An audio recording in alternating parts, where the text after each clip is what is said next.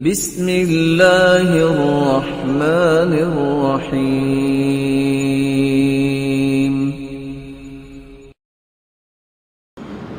کہ انسانی زندگی میں سب سے بڑی اہمیت کا حامل جو کام ہے وہ علم سیکھنا ہے، اور یہ بات ذہن نشین رہنی چاہیے۔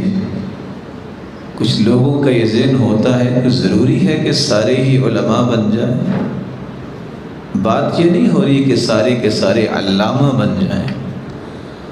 تین ایسی چیزیں ہیں جس کے بارے میں کوئی عذر کسی کا بھی قبول نہیں ہو، اور وہی تین چیزیں قبر میں پوچھی جائیں گی۔ اللہ کے بارے میں علم، اس کے رسول کے بارے میں علم، اور پھر دین کے بارے میں علم۔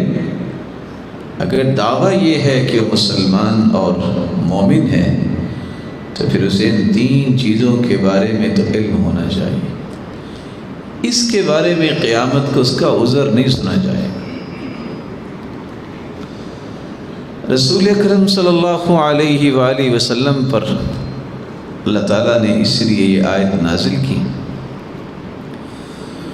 وَأَنزَلَ اللَّهُ عَلَيْكَ الْكِتَابَ وَالْحِكْمَةَ وَعَلَّمَكَ مَا لَمْ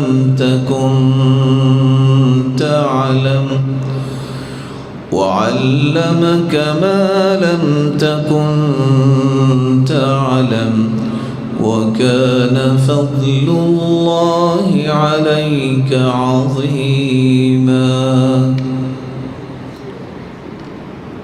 اللہ تعالیٰ نے قرآن اور حدیث کو اٹھا کر وَعَلَّمَكَ مَا لَمْ تَكُنْ تَعْلَمُ، جو آپ کے علم میں چیزیں نہیں تھیں اللہ نے وہ عطا کر دی۔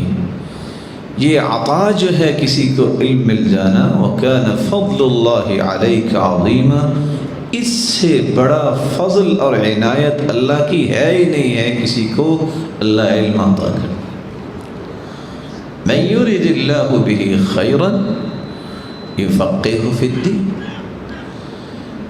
اللہ جلال جب کسی کے ساتھ خیر اور بھلائی کا ارادہ کرتے ہیں تو اسے دین کی سمجھ عطا کر دیتے ہیں،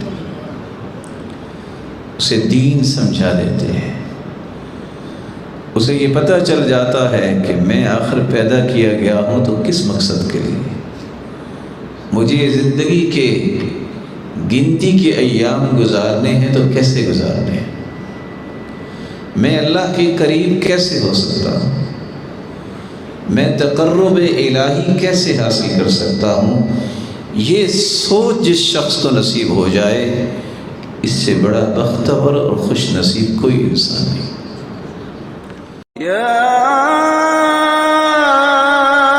ایھا الانسان ما غرک بربک الکریم۔